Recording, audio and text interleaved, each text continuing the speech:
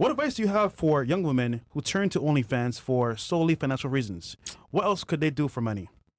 Literally anything else. You're not going to have a life of comfort. You're not going to have a life of like whatever you see on Instagram. I mean, I slept on friends' couches. I actually had a friend, ironically, in Miami who, like, we were best friends all through high school, went to a club one night, and our luck somehow ended up with, like, meeting, you know, Wyclef and Lil Wayne, and she just turned the whole life. And I remember I was so broke, and she was living in like a condo in Miami. We were in our early 20s. I was visiting her coming from school, and she gave up school, you know, sleeping with everybody, Drake, you know, just, but she was living in like, you know, imagine I'm like 20 years old, and I was 19, I think, and she was living, it just looked like she had so much, you know?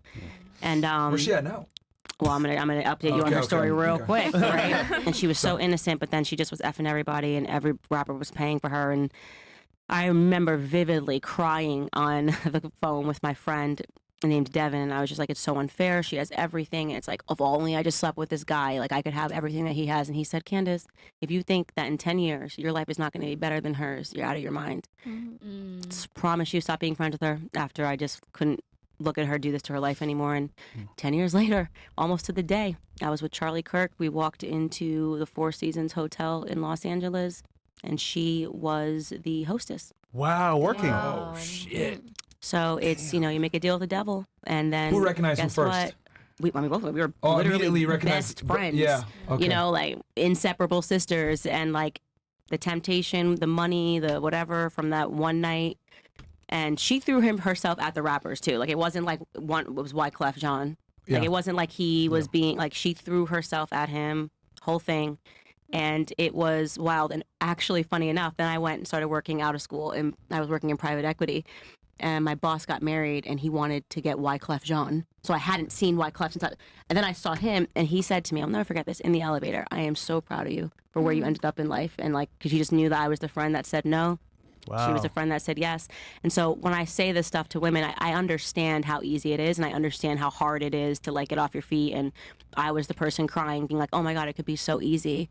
But I'm telling you, like, it's just not worth it, you know? Like, it's not worth it. The person that you can attract, there's just so much more to life. And I want all of you guys to just like hear that message and know that like you just don't have to like live in the fast lane, you know? Live in the slow lane.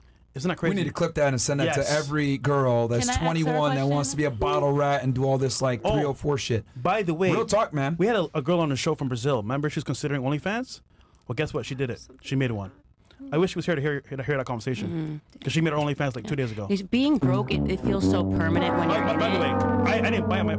Her friend told me. That's all I know. Okay. Sorry, you were saying, Ken? Sorry. Sorry. Just Candace, may I like when ask you're you a being question? broke, I'm when you're sorry. broke and you're in it, it feels like it's just like, how am I ever gonna like get out of this? But I also tell people, because my faith is intact, that looking in the retrospect, every single challenge that God gives you, like he picks you uniquely for those challenges. You know what I mean?